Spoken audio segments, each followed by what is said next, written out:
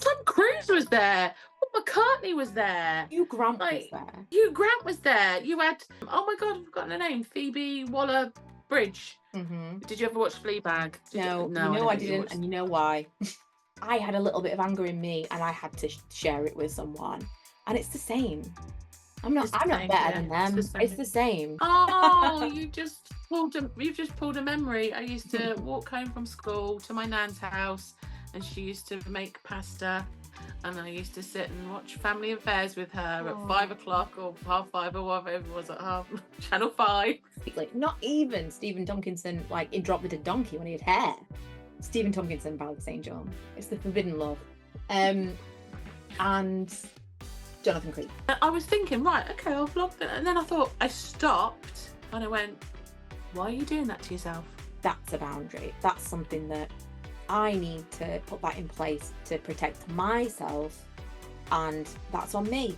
I never had access to this. Yeah. I like to say never on Botox, but I am a vain person and I can't say no. Even though it's gone back to normal, I feel weird. I don't think I'm ruining it for you when I say about, because she's very open about stuff. Hey, finally. Oh my God, that took so many attempts. Did you get my message on there? No, can you send a message?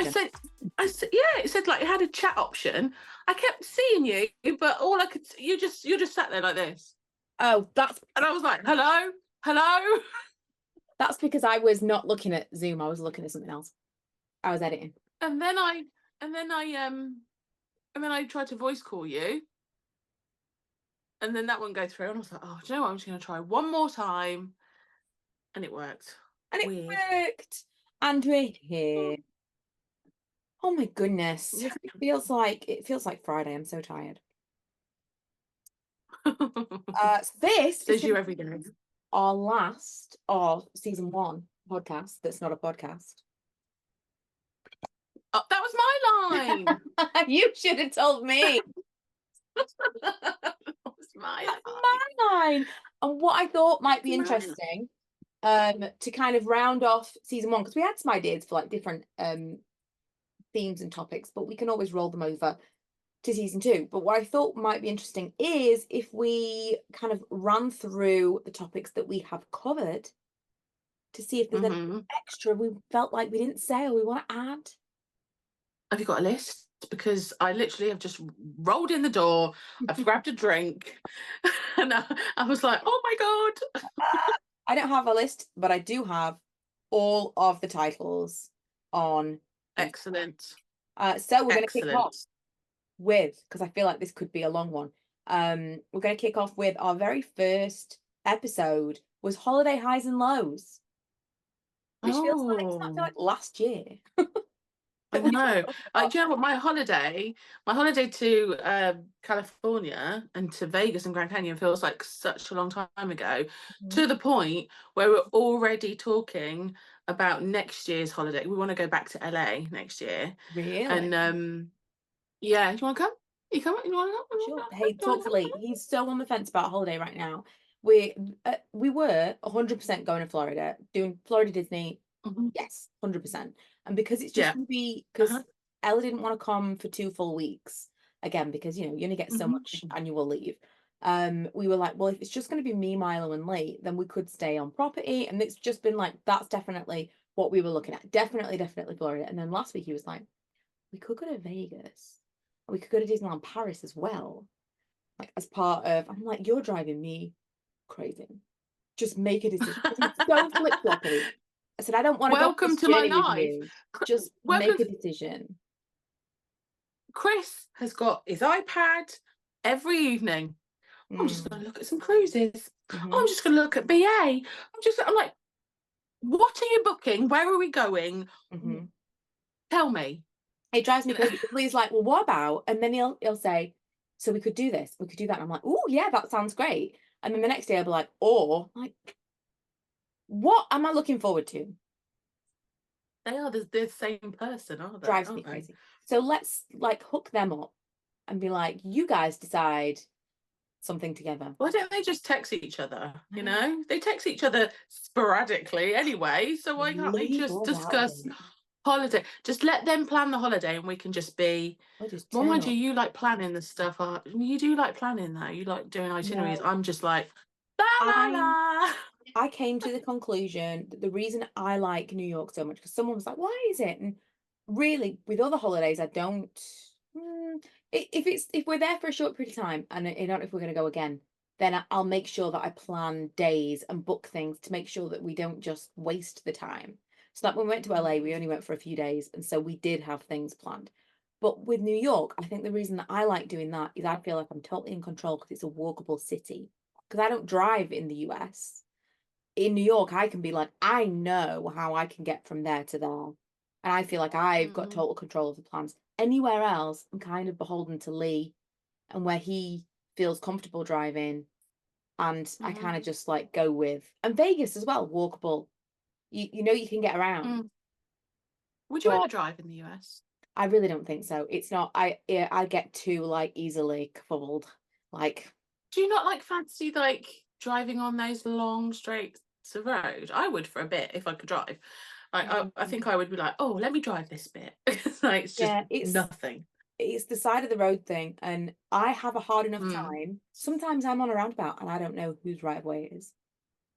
And I've been driving for, I don't know, 15 years or A something. long time. Like I'll just have a moment of like, all right, there are certain like I drive to Karen's house and I have to drive one way because if I drive on the motorway, the way to her house, there's a part of the motorway where you have to turn right, but it just looks wrong. It looks like you're not supposed to go right. It looks like an offshoot.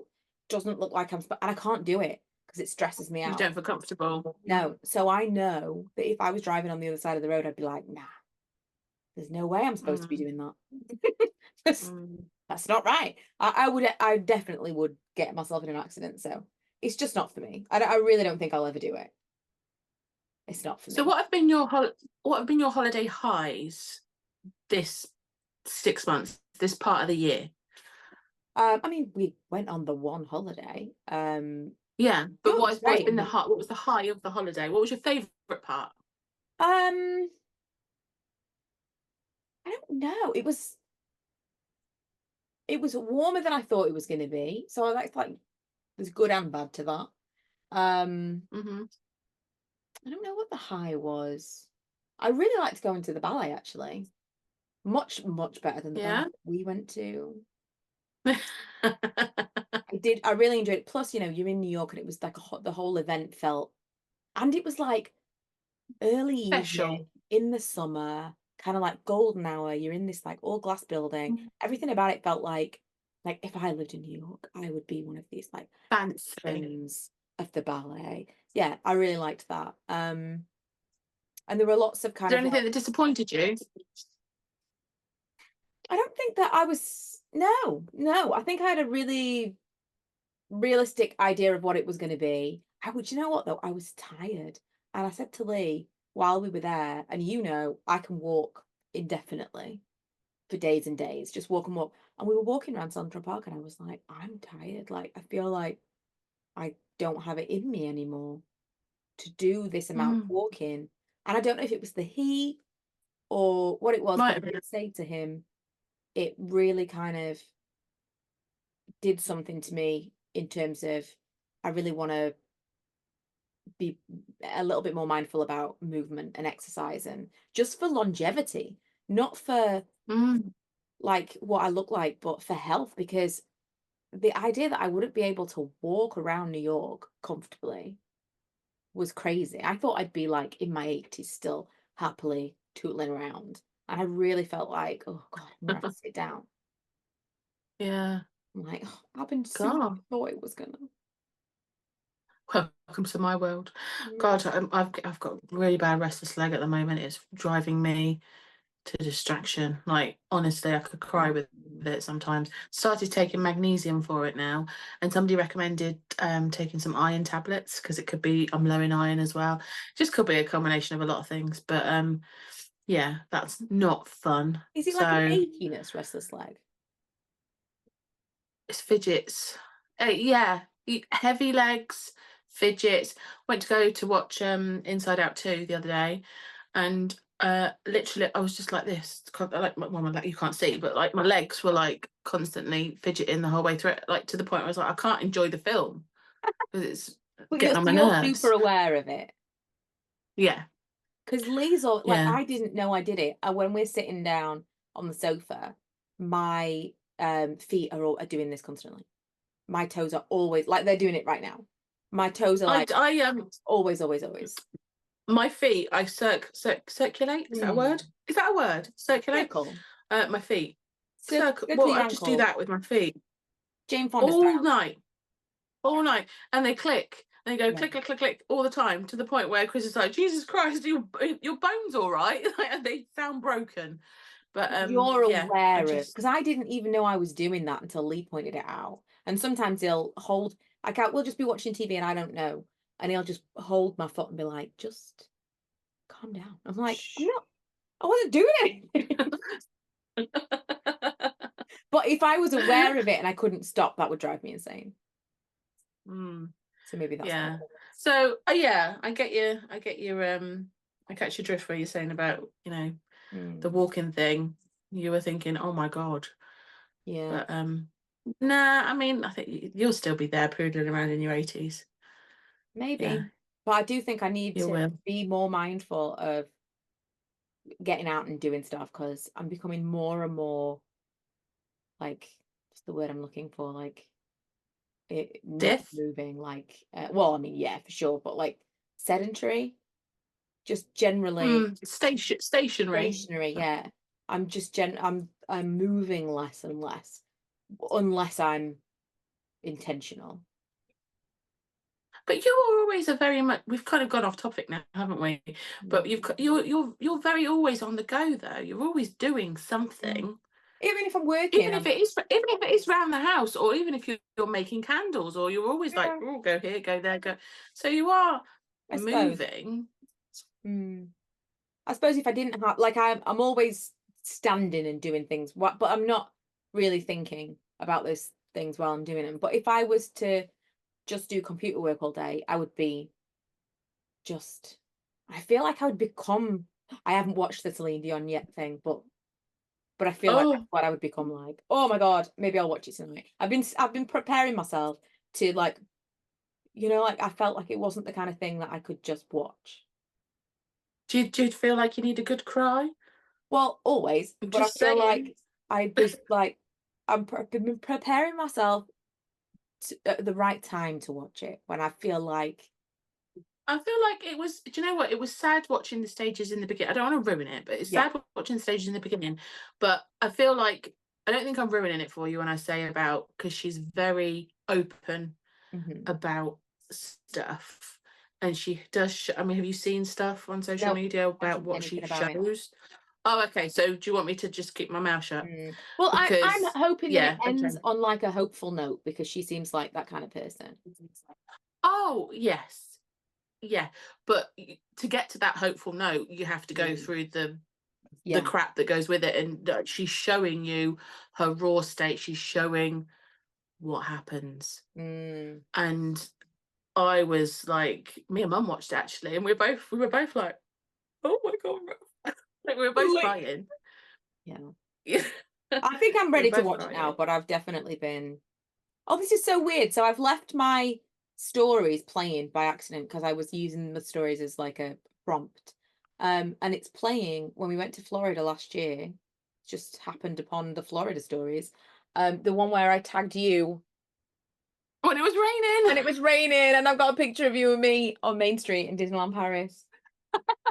How? Because I hate the rain. How? So I've gotten a bit more. I'm a bit fonder of the rain now. It doesn't make me as angry. Maybe it's because you're so much less fond of heat. Do you know what? Speaking of that leads us really nicely to the next, and also what we've just been talking about. Leads us nicely to the next episode, which was perimenopause, women's health. We also touched on ADHD, but perimenopause. My goodness! All of the things that you just talked about could be. Yeah, I feel like tick, tick, tick. I started taking magnesium. I started taking collagen this week. I feel like I might want to get a tonic. I was supposed to have an appointment with the Yeah. the menopause specialist. She cancelled on me and then never made an appointment. So I was like, Maybe you oh, haven't got it. okay. That's it. She just Good town. knew. She was like, she don't need to come to this appointment. No, she could have just took my money. But no, she cancelled the appointment and then she was supposed to reschedule and then it You just never didn't. happened. Although to be fair, I mean I haven't also Yeah. badgered her. I've kind of just been going it alone. But the ironic thing is I actually today booked an appointment to go and see the GP to talk about it again, just Mm. to see if I'm taking the right steps. So that's really weird that we're talking about it because I've booked another appointment because obviously this specialist didn't Mm. happen. So let's just go and talk about it a little bit more. What other steps could I take? And just talk about it's so weird though because I mean, I don't mind talking about period cycles, all that kind of thing, because originally when I went to the doctor, it was because I didn't have a cycle for like 80 odd days. I was like, well, it's happening then, and now it's gone back to normal, and Mm. I'm so confused, Yeah. so confused. But I've got all the other symptoms, so don't Well, know. isn't I that think I just just need. part of perimenopause in that this is like the prelim? So like Yeah. you So could be in this phase for 10 years. mm, yeah. As your periods like drop off completely, Mm, it's just so annoying, isn't it? I Like it's know, just like really an annoying. endless, you're supposed to have maybe 20 years between puberty and menopause. And in those 20 years, theoretically, they're like when you're supposed to be in your prime, and then you're potentially having Yes. babies, and all of that hormone shit happens in your prime Yes. years, and then you get to do Yeah. To menopause. do this. That's great, isn't Amazing. it? But here's the thing. I don't know whether people that are watching have experienced this. I always get really good feedback from people whenever I talk about perimenopause. And I find it does open up a lot of conversations in the comments. So if people want to open a conversation in these comments, feel free. But what I was saying, how I've gone back to normal, even though it's gone back to normal, I feel weird. I feel like I can't cope with my periods now. Mm-hmm. Whereas before it was just like, oh, I've always been quite heavy flow, just get on with it. But I feel so much more Overwhelmed. emotional with them now. Yeah. Overwhelmed. Yeah, that's a great, yeah. I feel so much more overwhelmed with them now. Like to the point where it's like I never used to feel like this. I never used to get emotional on my periods. I just used to be a bit sluggish and a bit, my belly hurts and I'm just a bit tired. But now I feel like the ones that I've had since the big gap, I just feel so overwhelmed with them that I feel like they're disjointed from my body. I don't want to. I've got no motivation to do anything until in my head I'm like, I just need to wait till it's over, and then Mm. I'll be me again. It's weird. It's the weirdest feeling. So I don't know. I think I just need to go and talk to the doctor and say, what's like. Can you just help me a little bit? Like, can I take anything else? Or I don't know if I'm ready for HRT. Should I take HRT? All these questions. It's so many questions that I'm like, well, do I need to take HRT? Because if the periods are coming back, or should I take something else for the overwhelm? Like, what? And even if you Guide me. were to take something, you'd probably still have all those questions. Am I taking the right Yeah, thing? How I'm feeling right now, is that because of perimenopause, or is it a side effect of the thing that I'm taking? yes, You're never going to kind of get mm, you're never going to feel like, oh, I'm good now. Because even if you are good, you're still going to think, well, why do I feel this way? Is it this? Is it that? Is it temporary? yeah, Should I be taking these pills yeah. forever? If I stop taking these pills, will I not feel Mm. okay? It's just exhausting. I I have every expectation that I will walk into that doctor's surgery and I'll probably just burst into tears. Which That's is what happens when great. you start talk, which is when you start talking about this kind of stuff. Because it's just such a big question mark, isn't it? It's just so like I don't want to feel this way anymore. Mm. You know? I do feel so that yeah, if you can show some emotion there, that you will get a little bit more attention, even if it's just because they need to get rid of you. They're like, this is too much. Let's do something to make it go away. They're not gonna totally but equally I don't want to be but in the same breath I don't want them to be like, oh, she needs antidepressants. I want to be able to talk about stuff. I don't want to be sent away with, well, just go and try those. Yeah. Like I want to have some knowledge. If you came in and you were able to be really on an even keel and really measured, they might think she's fine. But she's fine. Yeah, no, I get where you're coming from. I do think I need to go and see a menopause specialist. Obviously, this woman that I was supposed to see didn't work out. Maybe I need to find somebody else just to talk about the subject in depth. But like I say, I booked this appointment mainly because of the whole how I'm feeling in terms of when I'm on my cycle now. It's a completely different set of emotions that I'm like, why am I feeling this way? You know? So yeah. So that's a bit down, isn't it? I mean, a little. I mean, other than that, I feel okay. Other than do you know what I found? Which I'm starting to think is a perimenopause symptom because it's extended too long now. Dry eyes to the point where I have eye drops everywhere. I've got them in my work bag. I know I've got like some eye drops over here. I've got them next to my bed. I've got them downstairs next to the sofa. I have them in the car because while I'm driving, I'm like, really?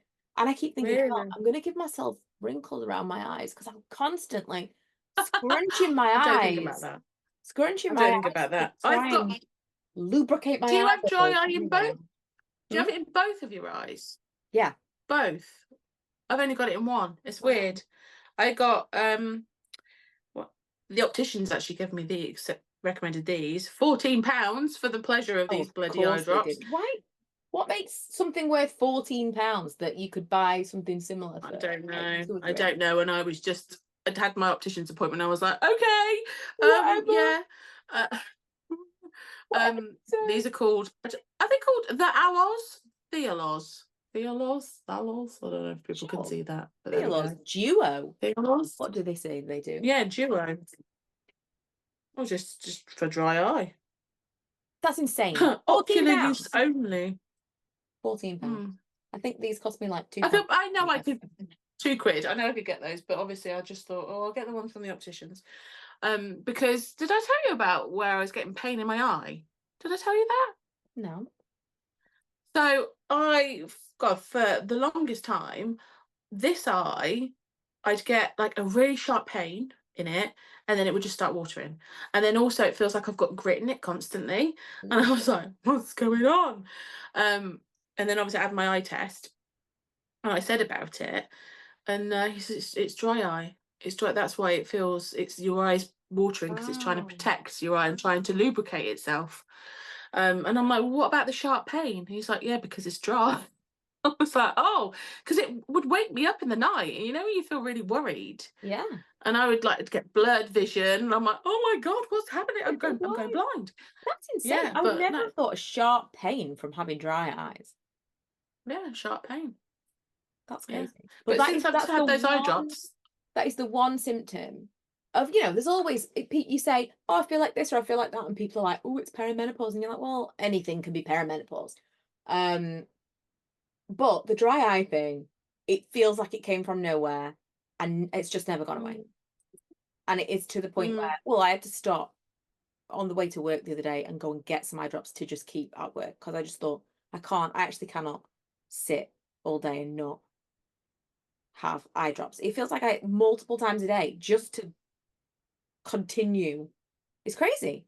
It's crazy. But I feel like that has to be. It has to be. It happens to us all. Well, not all of us. Right, our third episode was the treatment trend versus natural faces, injectables, and the lines that we draw. So I think at this point we were talking about how we felt like there was a difference. There was like the line for us was proper plastic surgery, like nose job, stuff like that, versus tweakments, which is like filler and Botox and things like that. And how weirdly we felt like if someone had a nose job, that felt more, I don't say more valid because people can do whatever they want, but like more like we understood the reasons than people because have. it's a more dangerous surgery, more. Yeah, but that Not is totally our perception. Our perception is if you have had something that is full on plastic surgery, like a nose job, something like that, we're thinking you've thought more about it, you've really kind yeah, of, and that's not necessarily true. That's yeah. just kind of how we're perceiving that versus someone I who has think Botox and that, filler. isn't it weird though how the perception changes though, because ultimately, whether you have a nose job, a boob job, whatever, the big operations, Mm. it's still a vanity project.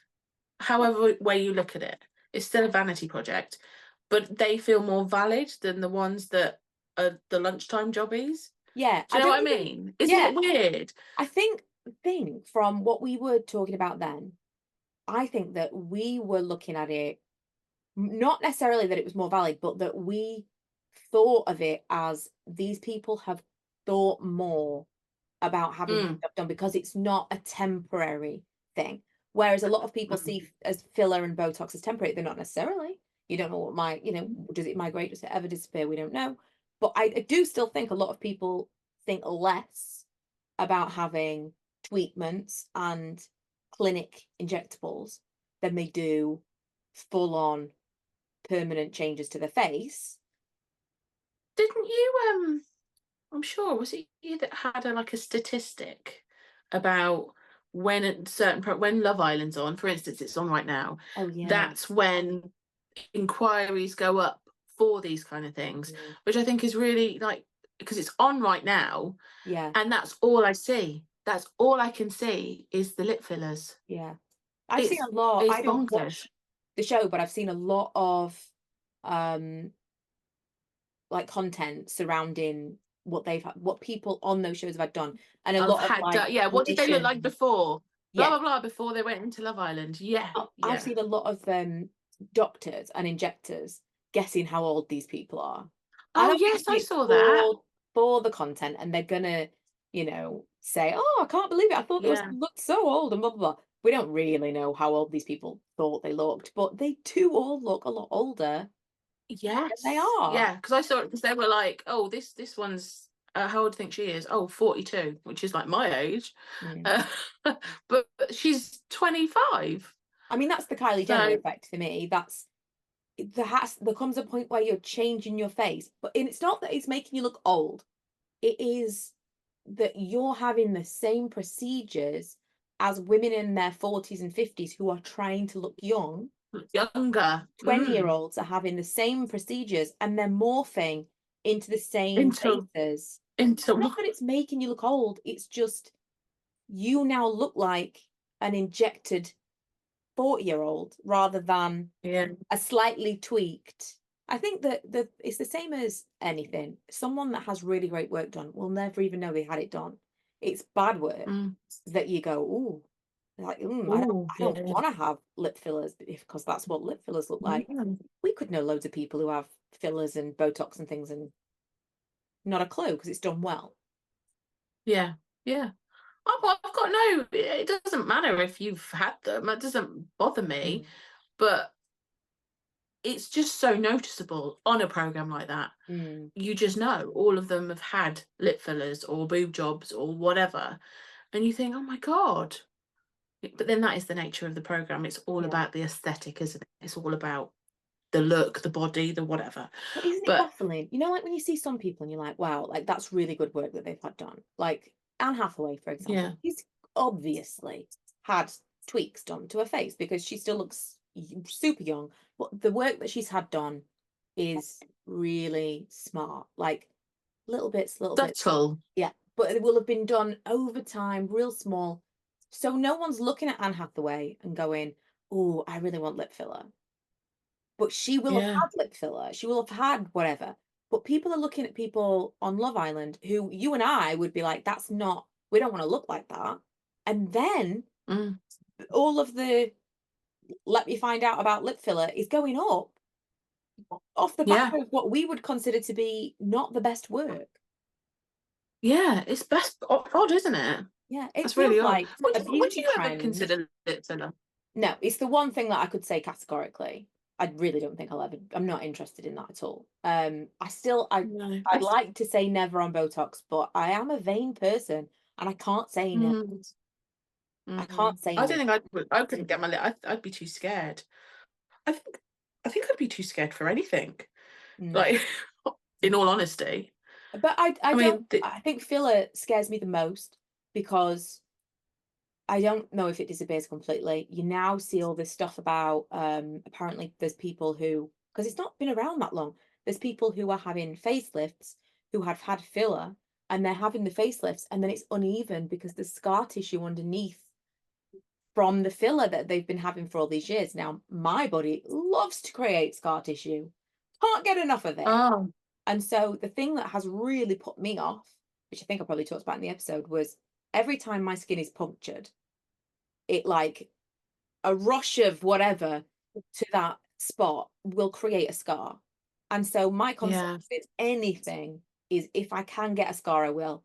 And imagine if I have Botox here, which is pretty much the only place I would like to have it done. I had Botox here and I had scars everywhere that the injection had gone in. Mm. And then Mm. how many Then times did I do what's the that? point? What's the point then? Because then Exactly. you're although you're smoothing something out, you're creating something else. I was like this close to making the appointment to have microneedling done this year because I'd looked into it and that seemed like I was like, yes, this is it. It's basically lots of punctures all over the face, tiny, tiny, tiny, and it's going to help pigmentation. It's going to help like texture, fine lines. I thought I feel good about that. It's not you're not putting anything into your skin. It's Mhm. I felt okay about that. And then I don't know what it was, but before I made the appointment, I was like, oh, let me just Google whether or not this is an issue if you're someone who gets keloid and hypertrophic scarring. Mm. It is a no-no. Like absolutely do not do Oh. that. Because of course Oh. every single site that I was punctured, I could have got a scar all over my Yeah. face. Oh, that would not have been good, would it? Oh, I mean, Jesus. to say it's a vanity project, like this is not something that's needed to be done for medical. Imagine, and that's Mm. always what's put me off. I always think, what if it goes wrong? What if? And you'd be like, oh my God, there was nothing wrong with my face. It took me ages to get my eyebrows done. Mm, Ages and ages. And that's as far as I've gone, really. yeah. Even That's now, I think about that and I think, God, I can't believe I had that done because that could have gone so badly wrong. You can Google people with hypertrophic scarring have like literally like a slug of scar tissue on their eyebrow. Oh, I was thinking like they'll draw them like No, this high. the actual scar, there's nothing I would have been The able to do about scarring. that. Like, Oh, well, you were lucky fully, then. You've been lucky then with your eyebrows, so that's good. yeah, every tattoo I've got on my entire body is raised, so I don't even understand. That's like, this is Jesus was looking after me on that day. It's crazy. But But now did I'm you like, see the oh, thing? Do you see the thing that's going around with Cameron Diaz at the moment, where she's saying about her face and aging? Have you seen it? mm-mm, Where no, she's saying like, I want to change. I want to change every day. I want to change. To grow old is a privilege. yeah. I don't think she's had anything done. I don't think. I don't think she has because she had a book called Longevity years ago. She's really into like, exercising, eating well, all about what you put in your body. I just believe Mm, she wouldn't have things done. And it's nice to see. mm, Again, it's so hard to have this conversation without feeling like you're against someone doing something. I am against the I suppose the normalization of this to the point where people who would never have had anything done feel like they have to just to be normal. yeah. That's what I don't like. People who watch things like Love Island and think that's normal. I need to look like This this is what to fit everyone in. looks like. I don't look like this. I need to look like this. I don't like it. And it's the same with all reality shows. They all eventually morph into one person. You watch the beginning, you watch the first season, you watch the 20th season, and they all look the same in the 20th season because they've all had the same work done. And I don't Well, like you watch those is it Vanderpump? Housewives. Is it? Yeah. Yeah, and they're all plastic, aren't they? Like Yeah. they've all had the same kind of work done, so they've all morphed into the same person. And fine, you know, I get it. For those people, I understand why it must be awful to be like under the scrutiny of the public eye all the time. I understand why that's happened. I just don't like that it's now filtered down to everyday people. And also younger generations, younger and teens that are not even, they don't need to do anything to themselves. They're beautiful as they are, you know. Yeah, I mean, you see like these youngsters and they're messing about with their face and all that kind of stuff, and you're like, you don't need to. You don't I need just to. imagine if you had I mean, again, this is coming back to if I had the access to this stuff that is like everyone can have it done now, I probably would have had loads of things done. If I'd had like disposable income, I was like, oh, everyone's doing this, I'd have had loads of things done because no teenager is happy with themselves. No one in their early 20s is like filled to the brim with confidence. But once you're older and you look back at pictures of yourself when you were like 18, 21, like that, there was nothing wrong with my face. There was nothing wrong with the way I looked. It's the same thing as when people always say, I wish I was as fat as I was when I thought I was fat. Yeah. The only thing that I wish that I hadn't have done differently in my younger days is just pluck my entire eyebrows out. You know, that was like I would not have done that. That was a bad move on my part. No, but yeah, it's no, just very much same. I just feel like it's the norm, isn't it now? Oh, we're on to the next subject already. We're on to the next one, which kind of segues a little bit. The next one is shopping habits and fast fashion, which again kind of like follows in from the whole like Gen Z millennial thing, how we shop versus how the younger generation shop. I mean, this week I feel like the eye drops have hugely helped, but I also feel like I look crazy now. I've just looked at myself in the viewfinder and I'm like, oh, you look fine. You actually look quite brown. Have you tanned up? No. Oh, you look quite brown. Like once a year, I'll do a fake tan and be like, no. I like this colour palette. I like this colour palette on you, the khaki and the cream. Thanks. I really it. That was one thing that I did. Funnily enough, I mean, this works with shopping habits. One thing I did at the beginning of the year was it's like, right, this is my colour palette. We only buy things in this colour palette. It's like earth tones, like creams, beiges, like khaki, all of that. And then everything goes together. And it's a dream. It's all amazing. Rust is a great colour for me. What was I saying? What? Oh, beginning of this fast week, fashion. This is not fashion related, but it is kind of about like being wasteful. Beginning of this week, I made a video talking about how I'm not doing like the beauty content anymore. Like occasionally I'll probably talk about something I'll like or whatever, but I was just kind of drawing a line under it and being like, I thought like maybe I'm going to get do you know what? I watched it. Oh, I watched your video. I know. wow. I did watch it. Yeah. That is clickbait at work right there. I did. If even Emma watched it, that title worked. No, I did. I was very mindful of the title because I thought I don't want it to be too like sensational, too like this is not what she said in the video at all. But I genuinely was, and still am on the fence about it. Like I might just not delete the channel, but like private everything. Just be like, I'm done with this. Like I don't want to have people find me from old MissBudgetBeauty channel videos and think this is what she is, sign up for this, and then be disappointed by me not being that. But I don't think that's. I mean, when I was watching the video, I understood what you were saying. I get it, but you rebranded a while ago, so yeah, but I you were didn't just saying really. about. I like rebranded as in the channel name, but then I kind of still felt like I was trying to You keep it needed to in. create the content. Yeah. So it's a little bit like you rebranded like years ago, but it's like you now continuing to do, I mean, you do hauls and stuff, but like you used to do like a lot of plus size fashion content. And you don't, not the same way anymore.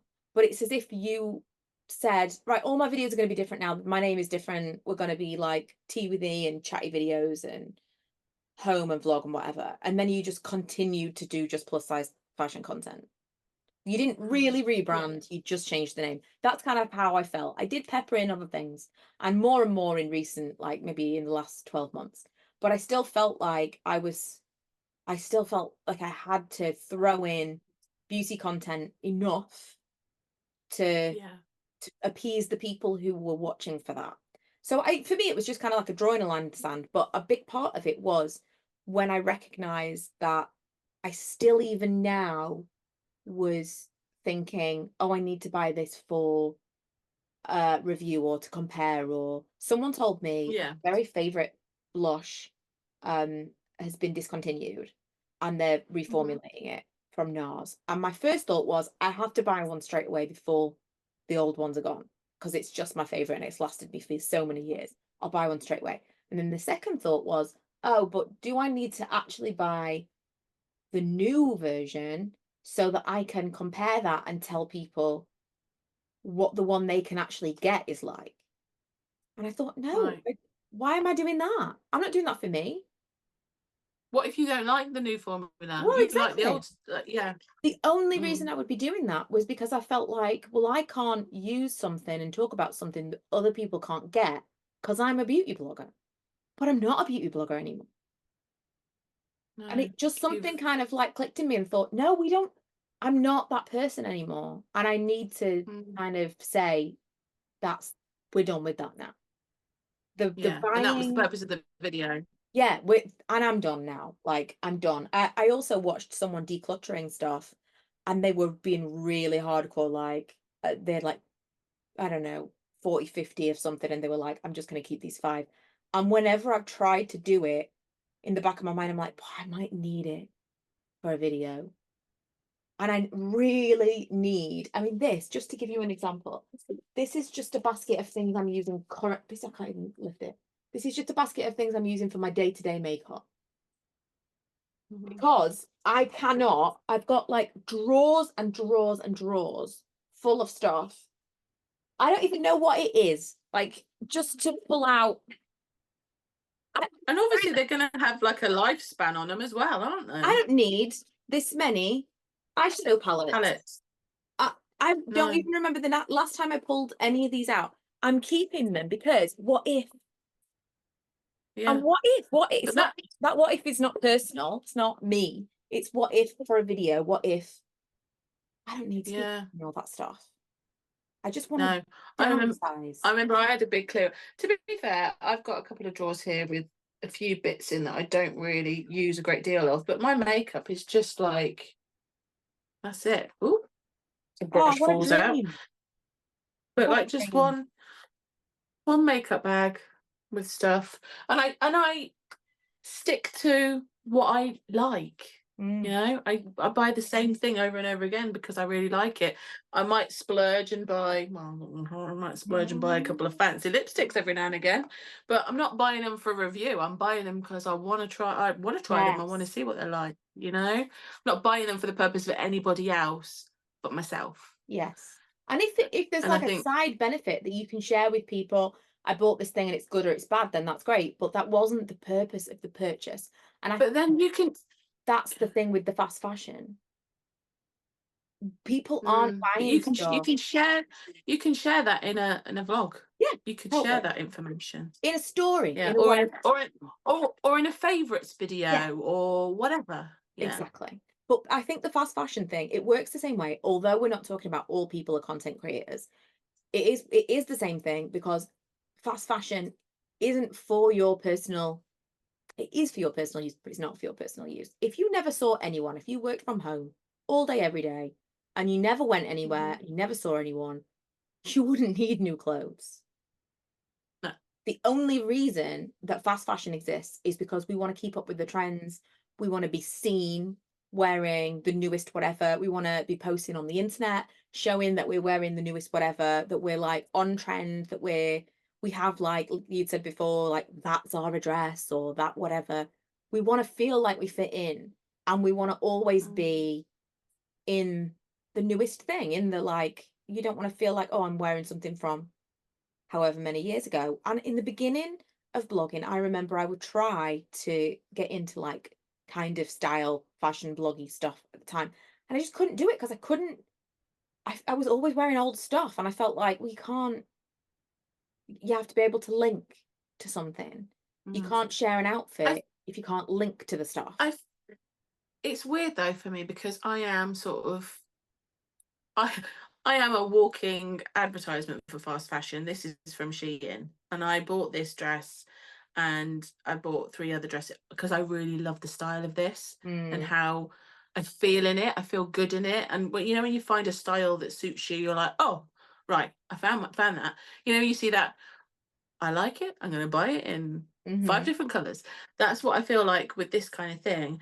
But also, for me with fashion, I sort of, it ebbs and flows with me at the moment, but I think the main feeling as a plus size woman This is is that exactly what I was I, going n- to ask. I never had access to Yeah. this when I was younger.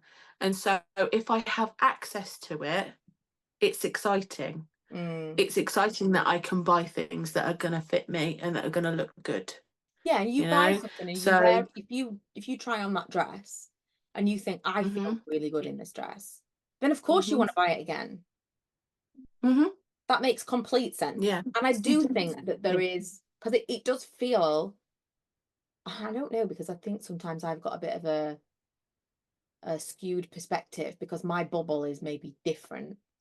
Um, I feel like there's more style bloggers in the like plus size, maybe not so much anymore, but at least in the boom. There were more style bloggers in like the hmm plus size space that were like focusing on fast fashion. And I think that that was hmm because the fast fashion industry recognized that you were an hmm underserved demographic. And Yeah. so it feels like If those things go hand in hand. hmm hmm So I'm very sit on the fence with all that kind Mm. of stuff because it serves me. Yeah. What can I say? From somebody that used to go shopping with their mates as a teenager and not be able to fit in things and used to have to look at the accessories, to Yeah. now being like, oh, I can buy this, but you know, it is fast fashion, but it fits. you know, Yeah. it's hard.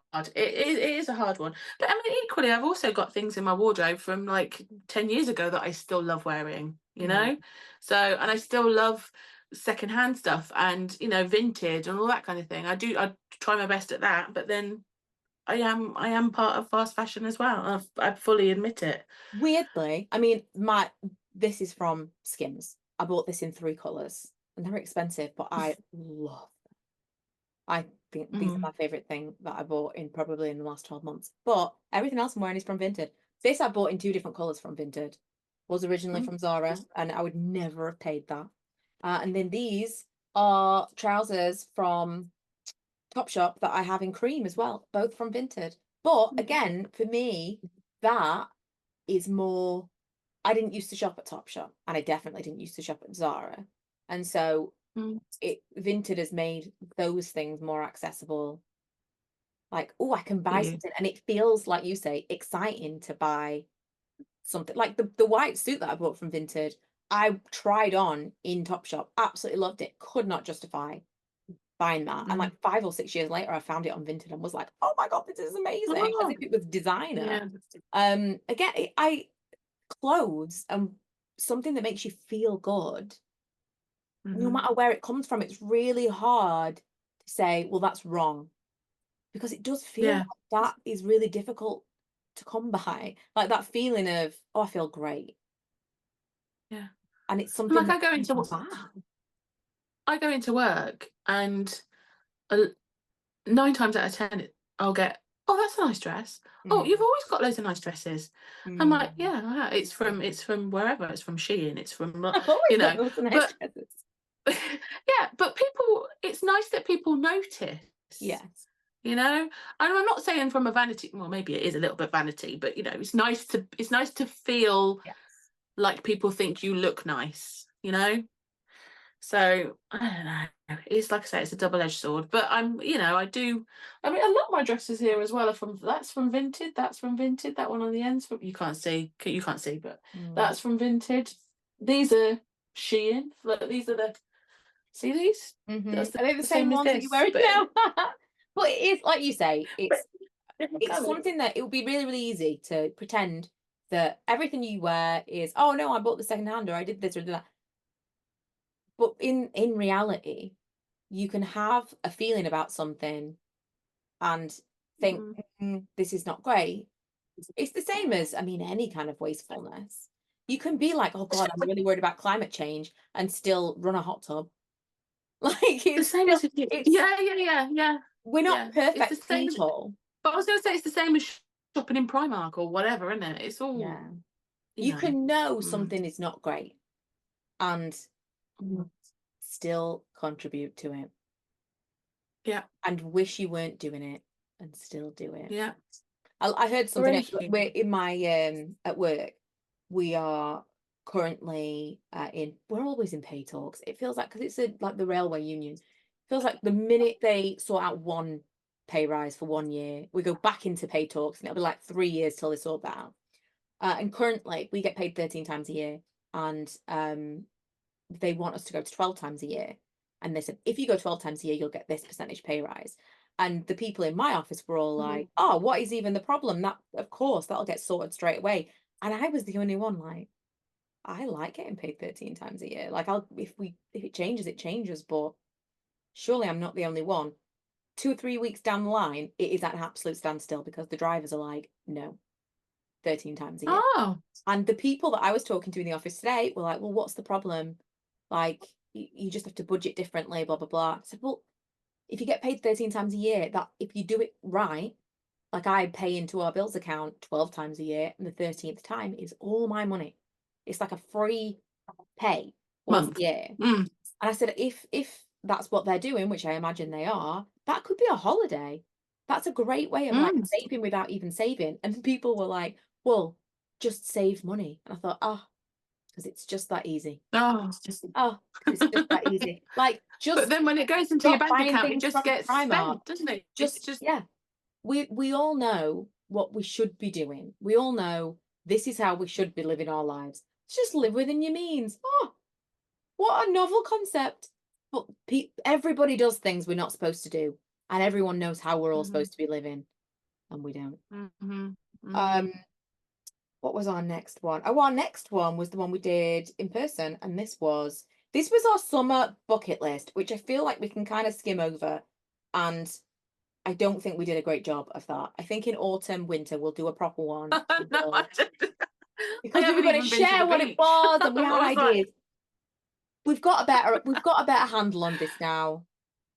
We'll do better for autumn, winter, and then we'll actually share on Instagram what we're actually doing during our autumn winter bucket list. yeah, In theory, that's what that episode was. yeah. The next one was surviving social media, which, Right. well, I feel like we touched on that a little bit because I've said that I'm changing some of the stuff. You've come back to vlogging in that time because you kind of I have vlogging a little bit. stopped, and then I don't know. I just missed it. I think that's the thing. I think the thing with me, maybe with you, this is not our job, right? It's not our job, so we can pick and choose, and I think that is the luxury. I could not do this full time. No, absolutely not. I like the stability of having, you know, a job that I've been in for a real job. A real job. I'm not saying that this isn't a real job for some people, but like just having that being time able away to from step social away, media. because Yeah, if I this couldn't thing, be in it. it's not like being a celebrity, but being an influencer as your full-time gig, you are your own product. And if you don't want to do that day, nobody gets paid. You are the business, you are the product. If one day you decide you don't want to do it anymore, everything collapses. No one can sub in for you. No one can be you apart from you. And so the pressure, I mean, I felt the pressure to keep something going that I didn't really want to do anymore. And it's not my job. It's like a tiny portion of my income compared to the many other things. I still felt that pressure to be like, because I'd kind of felt like I committed to something. And same as you, the minute I said, right, I'm not doing this anymore. Today I wore a different foundation and I was looking at my makeup in the mirror at lunchtime and was like, this is great. Like, I really need to tell people about this foundation. Like, as soon as you take the pressure off and make it so that you don't have to do something, like the vlogs. Just do you know what? Just make a note of it and put it in your favourites. Yeah, exactly. But as soon as you say, right, I don't have to do this anymore, you remember why you enjoyed it in the first place, because you've taken the pressure off yourself. I think the saving grace for me was I had the holiday vlogs as backup to give me that break, and I think that's really good. And I think that will serve me again when we go and do this cruise. I'll have like 7 weeks worth of vlogs or whatever to just give me a break. I think just to recharge. I think that was the key. I think I just needed to just recharge, restock, take a break, think about what the content. And ultimately, vlogging is what I really enjoy, whether it be me talking to the camera for 2 minutes of a day or 10 minutes of my day, just having that. I don't know, it's almost like like a therapy, isn't it? It is a therapy talking to the camera, but yeah, and I've enjoyed coming back, but there are boundaries, there are. I like I've said to you before, I said Chris will appear if he's around and he wants to be. Mum will, I mean, every so often she'll give a wave, but I don't. That's her life. I'm not infringing in her life. If she chooses to come on a day trip with me or come on holiday or whatever, I'm not. She doesn't want to be on the camera. I don't need. It's her business. If I want to vlog, I'm vlogging myself and Chris if he wants to be in it, So I will say to Chris, I'm going to vlog now. If he doesn't want to be in it, he'll take himself off or be like, oh, okay, and whatever, And it's the same with like children. Like I won't vlog my godchildren or my niece. We went to Wales to go and see Chris's dad and family and all that. I didn't vlog any of it. I vlogged the bridge. Yeah, I went to Wales. That's it. That's all you need to see. Yeah. I've become more private. The boundaries is what makes you feel safe sharing what you feel safe sharing. Yes, exactly. And when I think about it, when you think about it, really, you are giving yourself to the internet. People do get to know you via your vlogs, because they do. But also, you have to think they are seeing half an hour of my week. Yeah. So. But yourself, I've really gone back and forth over this over the past, the most recent years, because I used to say, people would like meet me in public and be like, oh, you're exactly the same. And I'm like, yeah, well, yeah. And I used to think, well, that's good. That's a good thing. Well, I used to think that was a good thing. And I used to think that it would be really tiring to like have to put it on and like not be yourself, to be a different person. It would just be like exhausting. And I think that is true, but it also means that when you are, like you say, giving yourself over and people are getting to know you, they are really getting to know you. So it feels very vulnerable, and it feels very like, if someone is critical, it's about you. It's not about like the persona you've created for the internet. It really is about you. So the more genuine and authentic you are on the internet, the harder it could be. So it's, I don't know. I think there's a fine line, isn't there? You don't want to offend people. You don't want to. You are mindful. I find myself more mindful Do Yeah. you know what I mean? Like, oh, But if you maybe I think shouldn't. too Maybe I. much, like sometimes I'll be watching You somebody try. else, and the whole time I'm watching them, I'm like, oh, Mm, oh no, like I mhm. can't believe they've said that. Can't believe they've said that. We watched. Lee was watching some vloggers the other day, and I said to him, God, they just don't care. Like they're just saying whatever comes to their mind. I said, like, that's the kind of Actually, thing that is you might say to someone in person, like a bit of a joke about something. But there were so many things that they said that I thought, oh my God, like it wasn't offensive. And I knew it wasn't offensive, but they would just say little things that I thought I but would some people say. could take offense. Yes, I would censor Yeah. so many. Like, you wouldn't make any joke that anyone could take offense at.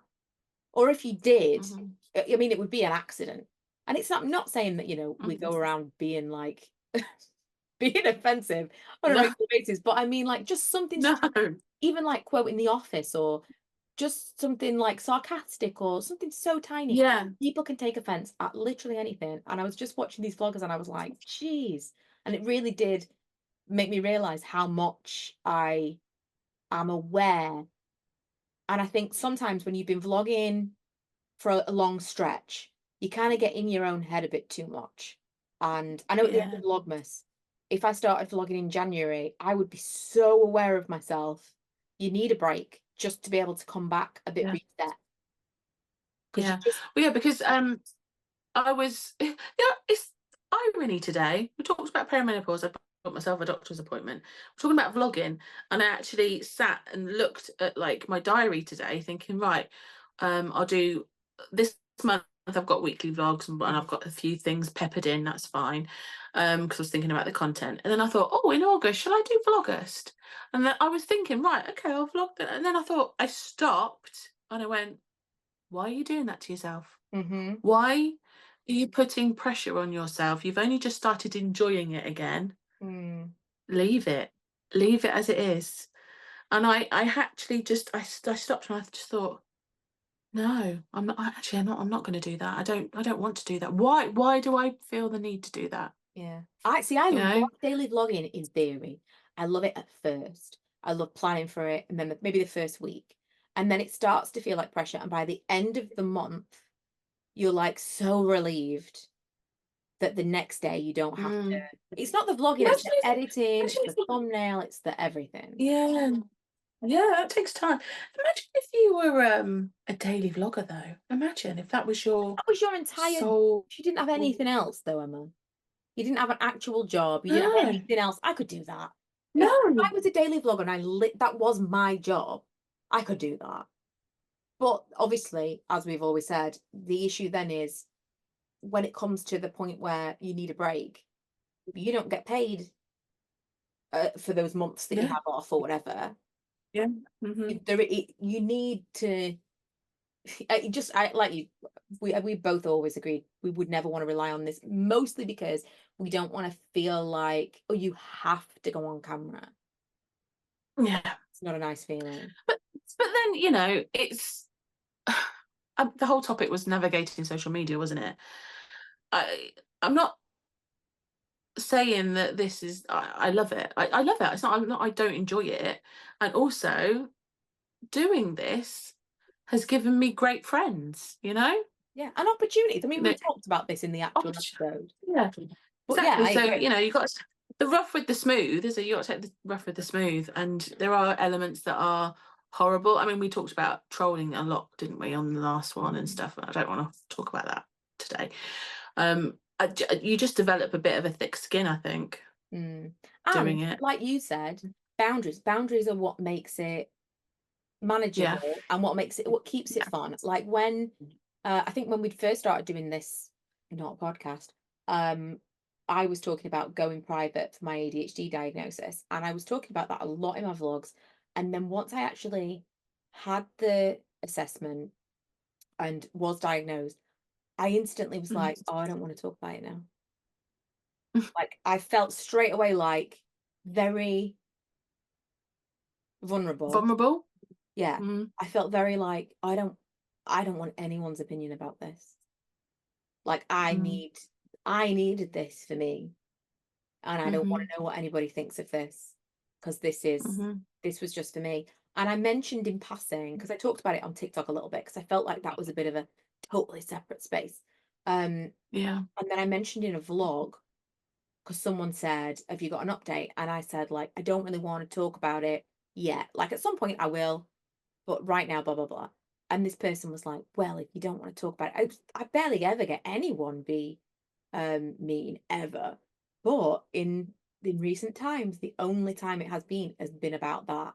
And I thought, that's like the very last time you want someone to do a little jab is when you're being very vulnerable about something that is affecting you so much.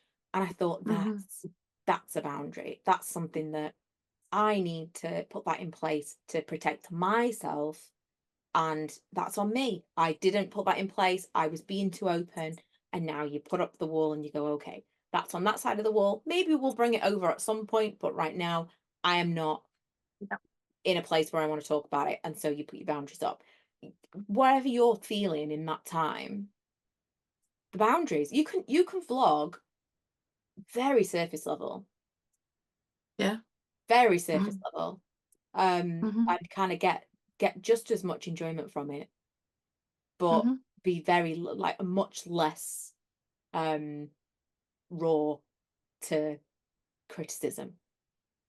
Because the Mm-hmm. worst someone could say, well, I mean, it's just like there's just nothing someone could say about like surface level stuff.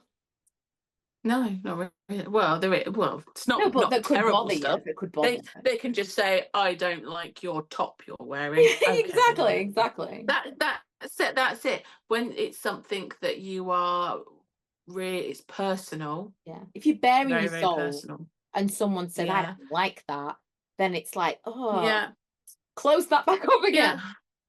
And that's why I stop. Well, I don't talk about infertility anymore Yeah. because I open myself up, and by doing so, I mean, don't get me wrong, I had so many lovely people reach out, Oh, yeah, same. but then I also had so many horrible people, So you're like, well, we're going to close that back up now. We're not going to talk Yeah. about that because no, no, no, I didn't ask for it. Like I thought I was um helping people by talking about it, helping myself by talking about it, but actually by doing that, I opened myself up to opinions, Yeah. and then it was like, la la la la la, no, put Mm. that back in. I It think goes when you back ever in. talk about something like that, you're opening up to people who are they're in a real fragile, sensitive state of their own, same as we are while we're in that position when we're talking about it.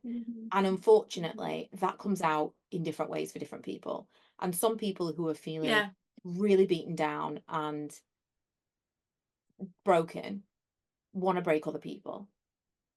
And that's just yeah, always going to be the nature of it. Some people will be like, you sharing that is really healing for me. I feel this way. I'm so glad that you said this because it makes me feel less alone. Someone else will think, I don't care about you. I've got this problem of my own.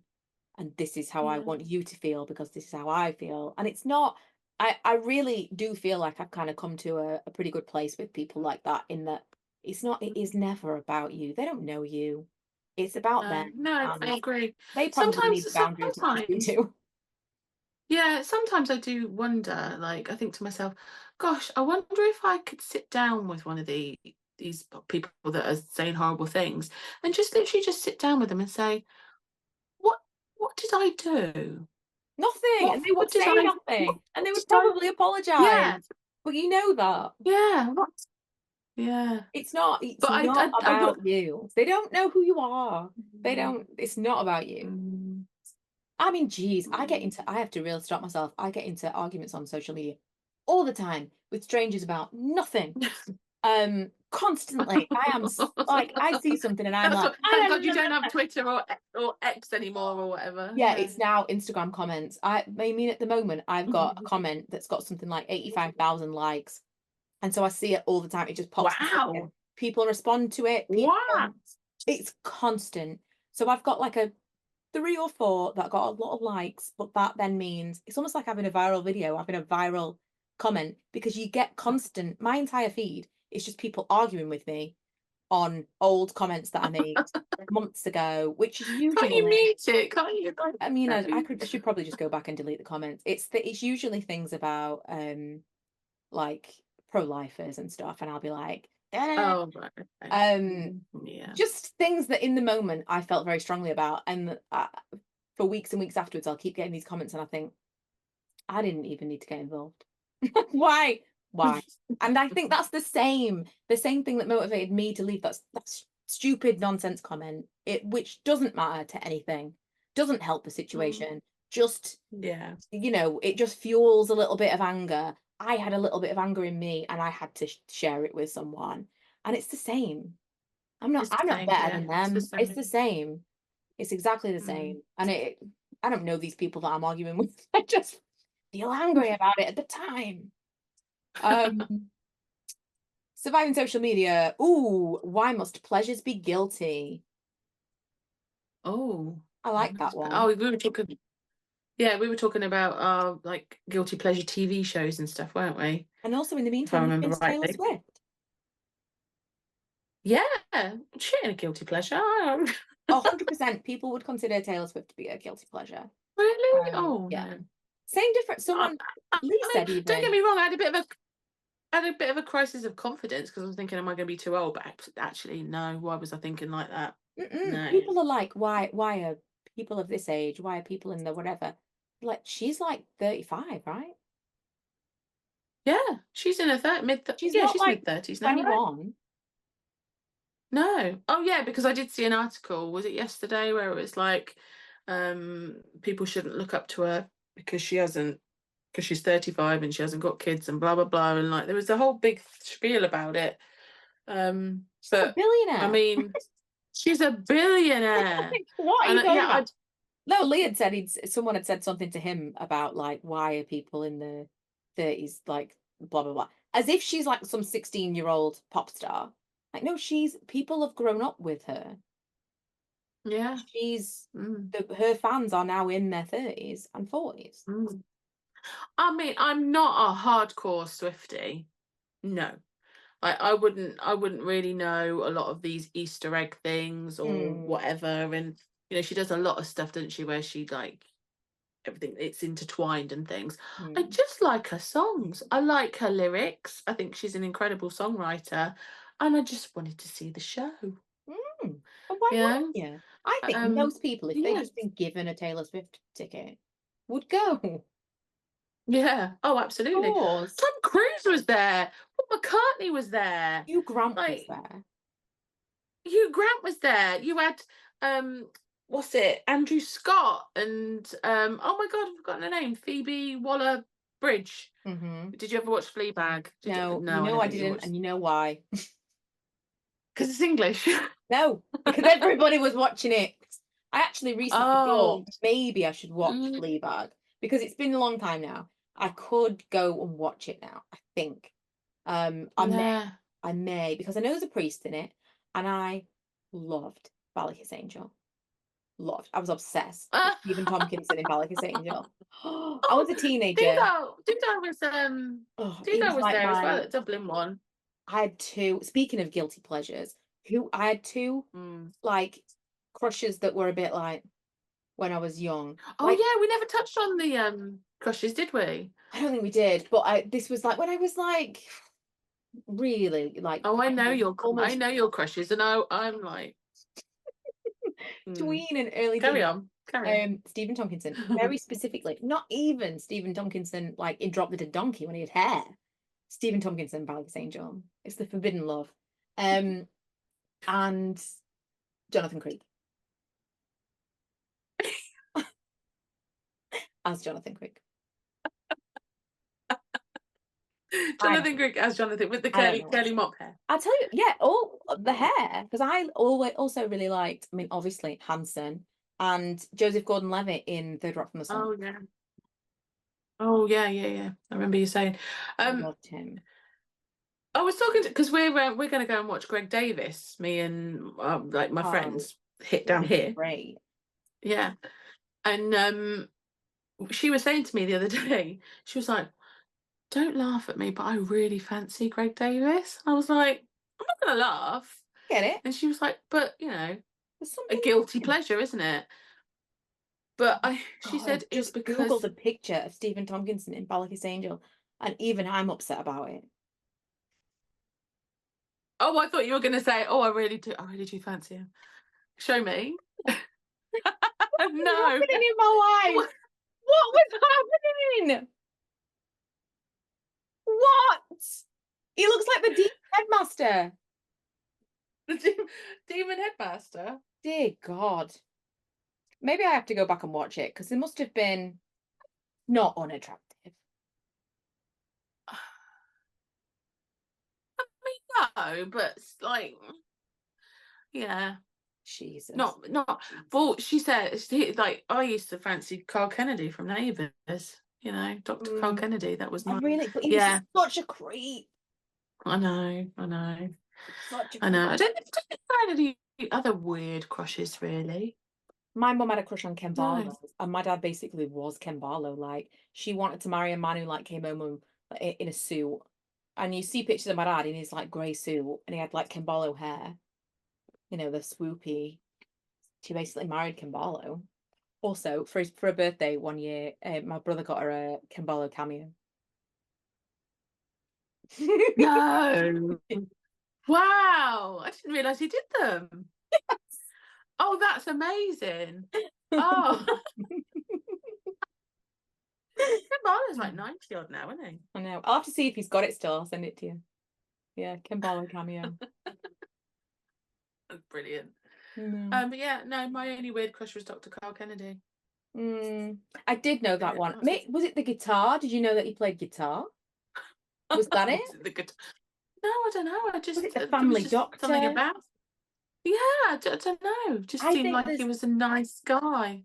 you know, like early teens, tween crushes. I think there's always something a bit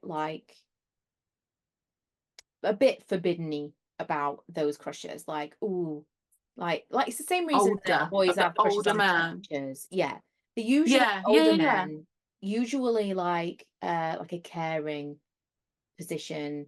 You know, someone who's like look after you. It's all very like Weird. it's all very erotic Yeah, but fiction for like 12-year-old girls. but then you see these things online where it's like, oh, I used to fancy like a cartoon character, you know, like blokes or boys, Jessica Rabbit or the fox from Robin Hood. Fox. Yeah. What is it about this fox? I see this a lot. I don't know. The fox is foxy. I don't know. Obviously. I don't think I got the I mean, I don't the cartoon character thing. Don't get.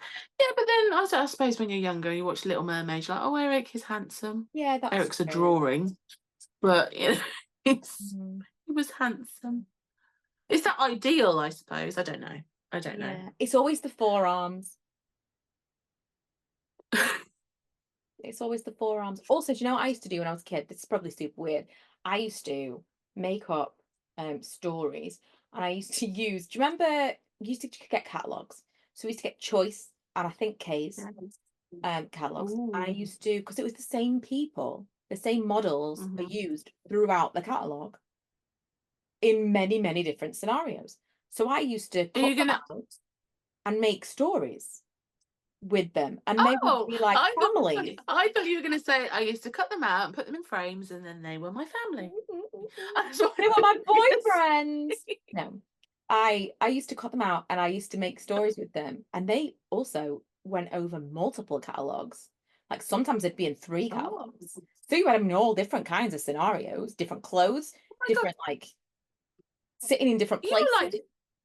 You were like Dear Deirdre, you know, in the paper where they had the speech bubbles. That's exactly what. But I love you, but I'm leaving you for so and so. No, you're not. They stole that idea from me. This is like early Photoshop. I just cut and paste onto pieces of paper. I think I had them in folders, in like laminated clear plastic. folders, clear. Yeah, loved it. And I tell you, one of the people that was always in them, the woman who Emma Hemmings Willis, the woman who married Brad Willis. Brad Willis? No. What's he called? Bruce Willis. Oh, no idea. Bruce I don't know Willis. what she looks like. You do. He's got aphasia now, and she cares for him. Emma Hemmings, because she was in all the catalogs back in the day. What, like in the English catalogs? Yeah, she's American. Oh, she's English. Yeah. Oh, sorry. Look, do you recognise her? She would definitely have been in Next.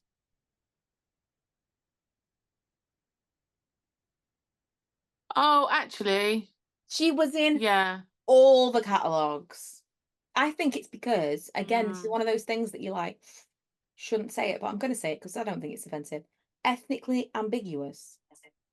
I think it's because she could pass for multiple different races, and that is, she's very beautiful, but she could be one race, she could be another, and I think that that potentially is why she was so used in catalogs, because she's so pretty. And but that's like you know, Emma Willis. Yeah, TV presenter Emma Willis. I do. She was obviously a model, and I remember seeing her in like Ms magazine or Just 17. Do you remember? Remember those magazines? I do remember. Yeah, so obviously she was a model before she was a TV presenter. So yeah, it's in the same realm, isn't it? I suppose. What does she do now then? Is she just Bruce Willis's wife, or does She's she his still? carer now, Oh, because he's not doing great. But yeah, basically, I think she's got some businesses, and if you were the famous ex-model wife of a celebrity, all the things you would do. I'm trying to find a picture of her in Next. Also, I Googled because I was like, I wonder what ethnicity Emma Hemmings Willis is, because just now I've said it, and I don't know at all how to pronounce this. Indo-Guyanese? Indo-Guyanese. National Indian origin. Oh, you see, I would never have guessed that. So she's at least part Indian, which is, she's just gorgeous. You know, when you see people sometimes and you're like, wow, absolutely stunning. But also that she like really stuck with me. Naturally. Yeah, she really stuck with me from being a child. I cut her out of magazines. That's a bit stalkery. It is super stalkery. That's a bit. It is. It wasn't just women, it was men too, and children. If that makes you feel better. There were whole families. Let's move on to the next subject. There were whole families. I can't find a picture of her Next catalogue, but you know what? My mum and dad will probably have a Next catalogue from like 1995 somewhere, so I'll find one next time I'm there. They We'll did be have in the garage. Yeah, they had the 2001 IKEA catalogue. That's moved at least twice with them. It was a kitchens catalogue. We never had an IKEA kitchen. Yeah, but do you not remember like when you used to take the Argos catalogue when you moved house? It'd be in the bottom of the ottoman or in the bottom of the whatever the. Yeah, but there comes a point, Emma. Like, we have to get rid of these things. Yeah. I used to struggle to get rid of the Next catalogues because they were bound. They're big. I just like, I can't throw this away. It's a hardback book. You could have a whole collection. I did. In our old house, I had a drawer. I think at some point it might have been in a vlog. I had a drawer, and they were just like, it was like a compilation of Next catalogues. I just couldn't get rid of. Quite nice, weren't they? Though, because they were so hard. They could be classed as table books now. You know, it was like a shiny hardbound catalogue book. Yeah, because you used to pay £3.95 for it. I remember, and it'd be like, oh, I've been charged for this book. Well, also, you bought it, so you can't just throw it away. I've got hoarding in my blood. It's like in my genes. Right, okay. The next episode, are we living life through a lens? And this was, has social media changed our brains to the point where we're actually going out and having experiences to share them rather than sharing the experiences that we're just organically having? Yeah, I think we flip-flopped with this, didn't we? Saying that we used to, but now we're not. Yeah. Bit like the makeup thing, isn't it? We do.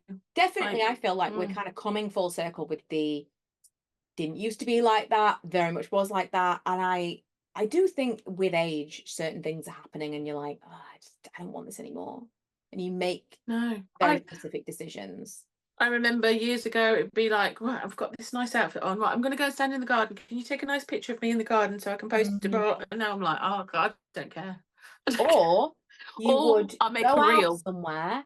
You would be like, right, we're going to this place on this day, so I need a specific outfit to take a picture Yeah. at this place. Mm.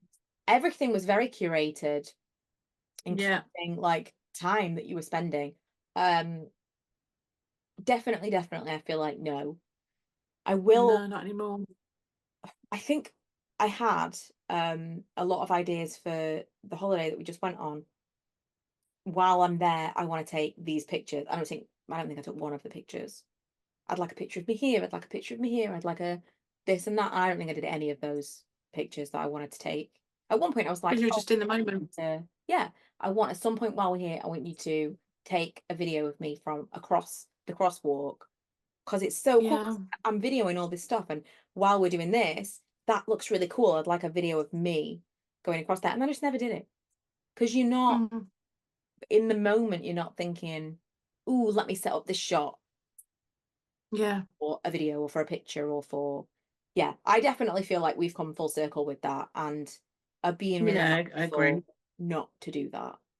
And then Mm. our most recent episode was comfort rewatches. So this was the TV. Comfort rewatches.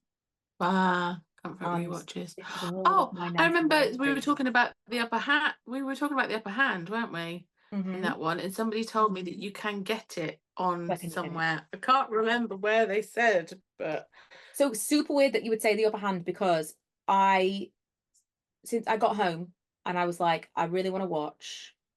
Um, Martin Short has been filling in for Jimmy Kimmel this week. So for his I late see. night show, it's I've been watching clips and I'm like, right, I'm gonna watch all of Oh, it. I'm gonna sit down and watch all of it on uh-huh. YouTube. So he's interviewed loads of different people, but one of the episodes he did as Jiminy Glick. You know that character that he does that's like he's like in a fat suit and he's got like full prosthetics. You will recognize this character because it's decades old. It's fully hilarious. He's like the funniest. He's like the rudest character.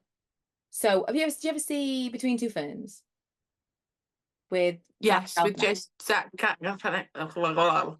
Exactly that, but imagine Martin Short in like a little suit. He looks like a little guy in this suit because he is Oh, a I little guy. yes, I know it You've now. seen. It's just I know it. And Yes. if someone Has says he got a something to moustache? Has him, he got a little tash? he might have that at some point because I think he's changed a little bit over the years, but not at the moment. But his face is really like hamstery. They make him really like comically little, like his arms don't move very well, and he's very like Mhm. it's funny, but it feels very Between Two Ferns because it's like constant one-liners putting down the guest Mm. constantly. And he said to Sean Hayes, "Have you ever thought of being in a sitcom?" And Sean Hayes obviously laughed, saying, "I was in a sitcom." And as he's saying Will and Grace, he says, "Who's the boss?" Which, as we said last week, was the American version of The Upper Hand. I'm going to send you, there's so many of them, but I'm going to send you that one with Sean Hayes because that's only like 5 minutes long. He's just so funny. I just want to watch Martin Short in everything for the rest of my life.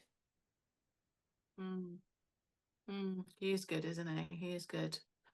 I can't wait for Murders, Only Murders. That's a comfort rewatch. Yeah. That's Oh, he, as a Jiminy comfort. Glick as well, he interviewed Melissa McCarthy. That was a really funny one. And he said, Did you "How talk did about you Barbara find?" Streisand? No, no, I don't know. I didn't get all the way to the end because Oh, I had to come and do this. But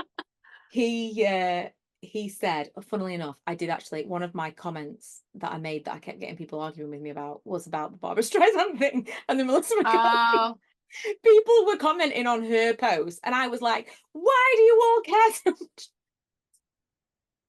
I love her response to that though, with the Yeah, Barbara Streisand's the album. yeah. Oh, that was great. I Anyway, mean, that whole thing was so ridiculous. But another example of like, just wind your neck in, Michaela.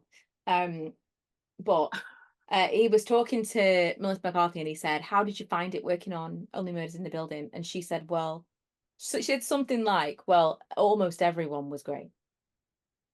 Because she's talking to Martin Short as Jiminy Glick. They were really funny together. They were really funny, but I just love Only Murders. I love everything with Martin Short and Steve Martin in it.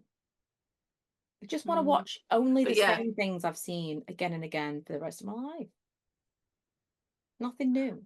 I find myself gravitating to rewatching films more than watching new films. I don't know. Sometimes when I see something that's new, it's like, and then I do give it a go eventually. But my initial reaction would be to probably watch something that I've already seen. It depends on the kind of mood you're in, though, as well. I feel like it's very mood dependent. I find it really hard to get into new stuff. But then you're very different in terms of you will watch something that's got like 10 million seasons, where for me, I'm like, no, absolutely not. I'm more of a... The 10 million seasons things falls into the rewatch, because if you say to me there's only 10 episodes, then I might take 5 episodes to really get into it. And then there's only 5 left. And then it's over. Then I'm like, oh, then I've got to start again with something else. If there's 20 seasons and it takes me 5 episodes to get in it, then I'm like, oh, it feels like I'm on a rewatch. I know all the characters. I'm comfortable. Right. But then I'm getting like a little bit of new story all the time. It's like never ending then, isn't it? Almost. Yeah. That's what is so great about Grey's Anatomy. It's literally never ending. Is it still running? It's still running. It'll never end. Totally. I feel the same way about books as well. I really only like to get into a book when I know it's a series. Right. I don't want to really just I don't want to listen to, because I do only listen to books, a standalone book. Because at the end I'm like, oh no, you listen to you listen to autobiographies and stuff. Yeah, but that's a person. So then I can like go and like, usually if you listen to an autobiography, that will then, at the moment I'm listening to a podcast with Ted Danson and Woody Harrelson that is called Where Everybody Knows Your Name. Amazing. So Lee and I have started rewatching Cheers from the beginning. So that's kind of, when I listen to an autobiography, it then offshoots. They'll be talking about when I was in this movie, when I was in this show. And so I'm like, now I'm going to watch that movie that they talked about. Now I'm going to watch whatever. And so it's not the end, because that person still exists and their body of work still exists. Yeah.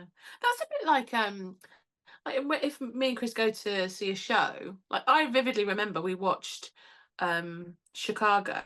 No, is it Chicago? Yeah, we watched Chicago, at Mayflower. And then we watched Chicago because we wanted to get the film to compare. And then when we went to Warner Brothers Studios, there was a bit there, they were talking about sound, and they were saying how they overlay sound onto different scenes and things. And there was a scene from the film Gravity with Sandra Bullock. What did we do when we come home? Watched Gravity, because it was like a familiar thing, wasn't it? Yeah, it piques your interest. Yeah, piques your interest. Do you know what? I've never seen Gravity, but I have a New York story about Gravity that Lee and I always quote, and it's such a tiny thing, and I always think, you know, like when you're living your life and you say something to someone, or like you have like an interaction with a stranger and it feels like nothing, and maybe that's the last time you think of it. That person might think of that interaction every day for the rest of their lives. There could be something that like they've imprinted on you. And there was this guy who was in FAO Schwartz, the old original FAO Schwartz, and he was doing like a hacky sack and just like keeping it up in the air, like keep it up with this thing, like doing it for ages. And then he dropped it and he went, oh, Gravity, Sandra Bullock.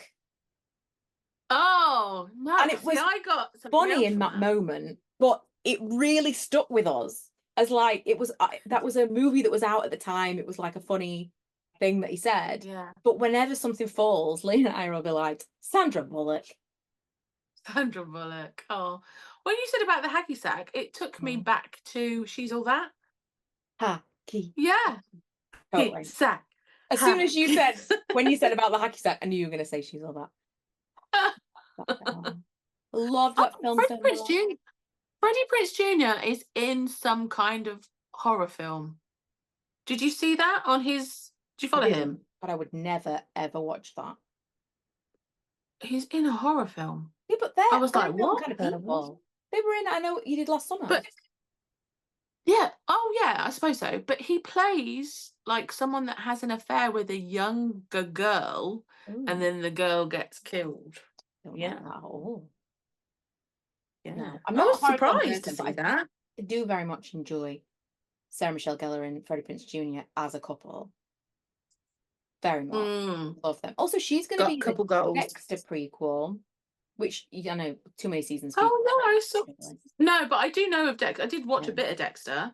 I saw. Yeah. Well, Who's the actor that's going to play Dexter? I did see that I actually. don't I know. can't remember I started who watching it Dexter is. because, in theory, that would be the right thing for us to watch lots of seasons. And I keep thinking maybe I'll go back and watch it now because Milo was really small, and there are triggers. You know, like some people, you know, like that website doesthedogdie.com. Like you'll be watching something and you're like, it's a thing. Oh, You want to know before I keep watching, is this dog gonna die? just the dog time. Do I want to? So I have most of my stuff was to do with kids. Now my kids are older, I have a bit of distance between it. But we watched a few episodes of Dexter, and then there was this one episode where it shows you, it's kind of Dexter's origin story, I suppose. He saw his mom be like brutally murdered when he was really small, like a toddler. And you don't see what happens. You just see the little boy standing there get splattered Watching. with blood. Oh. I know, and I was like, turn it off. Like I'm done. I can't, because Milo was like around that age. I was like, can't watch this. Absolutely not. But now I feel like maybe I could go back. Because I have no problem with like serial killer stuff. It was just too close. Yeah, yeah. I'm not a horror film fan though, to be fair. But this I saw this pop up and I was like, oh, maybe I'll watch it. I'm intrigued. Did you ever watch I'm American Horror intrigued. Story? No. No. That wouldn't usually be my vibe, but Sarah Paulson is one of those people who I really try and watch anything she's in because she's great. And I will start watching that, and then there'll be a point where I'm like, no, I can't watch this season, because every season is its own anthology. It's like its own little story. Yeah. And I'll be like, it'll No. take me right on the edge of like, I don't think I can watch this. Too scary. And then I'm fine. It's some of it is like just on the edge of thriller rather than horror. I think sometimes though, like me and Chris used to really enjoy watching True Blood, but then it just got a bit much. You know, when you're just like, oh, same old now. It's a bit like Walking Dead. We watched that, and then it was like, oh, okay, they're just gonna kill zombies through the head again. It just got a bit boring. That's whatever. Yeah, that could be a film. Watching Weeds at the moment, because that's come on Prime. Oh God, that's old. I know. I loved Weeds, and it just popped up, and I was like, ooh. Is it because you saw something come up on social media like with them? Because I've been seeing a lot of clips with Sally Field. She's in it, isn't she? No. Is that Weeds? Oh, what am I thinking of? Am I thinking of Brothers and Sisters or something? What was Sally Field in? Love Brothers and Sisters. I must have rewatched that all the way through at least 5 times. That's the one with Sally Field. Yeah, that's right. That's what I'm seeing. They're not Weeds. I'm getting them mixed up. Weeds is the one where she's selling drugs. Not Sally Field. Oh. Anyway, so I watched Weeds the first time, and then I thought I'll put that on. And Lee's watching it with me, which he doesn't usually do a rewatch because he's like, I've seen this before. But it's been such a long time that even he can't totally remember. And we've got to like season 5 now, and he's like, they've really played this out. And there's like maybe 7 or 8 seasons, and he's like, what else? Like they're really stretching it out now. What else is there? But I will obviously watch it till the end. Of course. I cannot. It's just a beautiful thing. I cannot remember anything that happens. I've seen it all. I can't remember how, I kind of remember how True Blood ends, but I could watch it now and I would have little highlights of, oh, I remember this part, but I wouldn't know what was coming. I'm rewatching The Good Wife. It's all rewatches. I'm on about 5 or 6 rewatches at the moment. I'm rewatching The Good Wife. That's my while I'm working TV show. And a main character dies. And I knew he died. And I knew how he died, knew where he died. And it still shocked me when it happened. I was like, I didn't know it was this day. I've started watching, is it Family Affair? With Nicole Kidman and Zac Efron. I thought you were going to be like, it's a film. 5 soap opera. No. Oh my God, do you remember that? Family Affairs. Oh, you've just pulled a memory. I used to walk home from school to my nan's house, and she used to make pasta, and I used to sit and watch Family Affairs with her at 5 o'clock or 5:30 or whatever it was at Channel 5. After the excitement of Channel 5 launching with the Spice Girls. Oh God, what a memory. Anyway. Oh, how long have we been chatting? About an hour and a half? Probably. I mean, we have talked about 9 episodes of like all of so it's a lot. It's a lot. We should probably wrap it up. Mm. But the main thing to tell you, to take away, if you're still watching this now, you've got the capacity for viewing that you need to catch up with Only Murders in the Building. Yeah. Before we come back in August, I can't remember what date it is, but we're going to come back just after. Should we do like one before Only Murders? Because we'll get 2 episodes, won't we?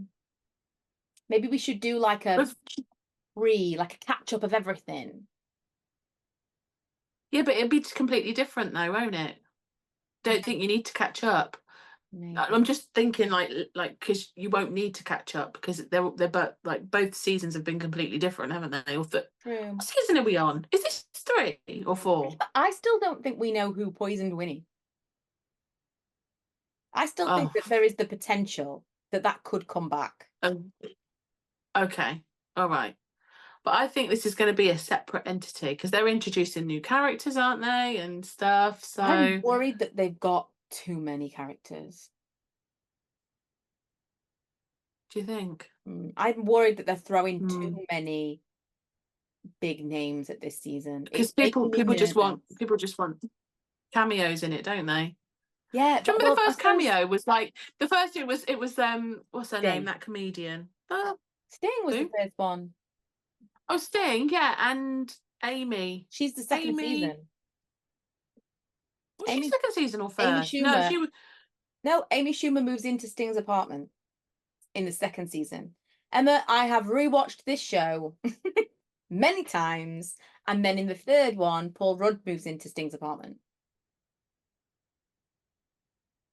Oh, I see. I didn't even twig that. Yeah, Sting is the first one, and then the other kind of cameo is Tina Fey.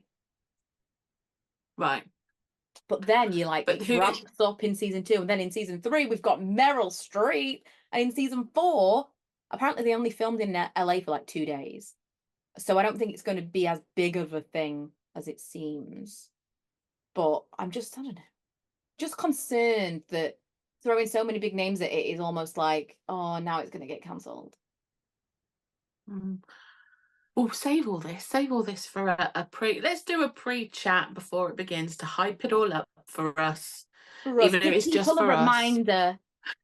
Watch the episode next week. Call us your like YouTube reminder that is starting. So we'll do one before, and then we'll start when it starts. Okay, fine. I'll rewatch them all again. So we're having. So realistically, we will be back. I would say middle of August, week of like the 20th of August. Yeah, middle of August, 20th. Yeah, something like that. So we've got a few weeks off. Obviously, we've been a bit sporadic with uploads for the past sort of few weeks and stuff. But life just happened. Yeah, life just happened, didn't it? Life. Oh. Ooh, I'd rather have a piece of toast. And watch the evening news. Evening news, life. Okay, I think that's enough now. Thank you for joining us. Plenty of episodes to catch up on if you haven't already. Listened/watched all of these thrilling conversations. You've had a little bit of a tidbit in of all of them in this one. Bit of a, if you'd like more of any of these topics, they are all available for your viewing pleasure. So go ahead. I will have created a playlist by this point. I think we've done really well. We've done really well at sticking to this. Because it's not a podcast. Yay! Because it's not a podcast. Exactly. Yes. Yeah. Yay! And we will be back, and we'll be really excited because it'll be nearly Christmas, basically. Yeah, we'll be then. Basically. Oh my God, I'm so excited. I saw something saying that the Christmas drinks are going to be out soon. I was like, well, no, not Christmas, the autumn drinks. I was like, what? Well, we're launching all of our candles, all of our autumn candles in August. I'm already looking at Christmas stuff. This is the way, because the windows are so small. Because if you think, for me, Christmas starts in November. So if Christmas starts in November, which it does, then you've got to start autumn in August. Yeah. We'll probably have the weather for it, to be honest. We'll probably have another storm. Storm Beryl's on her way, isn't she? Beryl, that's a great name. Wreaking havoc. Beryl, that means we've not had very many storms this year. Because it starts with A, doesn't it? Yes. Unless we've been all the way through the alphabet and started again. Probably. Yeah, probably. Sounds about right. Anyway. Okay. Au revoir.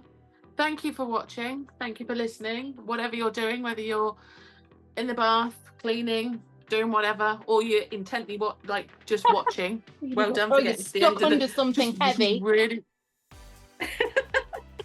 Well done for getting to the end. Thank you.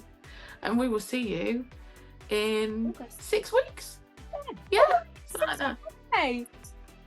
Like school. The summer break. Like school, yeah. Oh, we'll be back soon. See you later.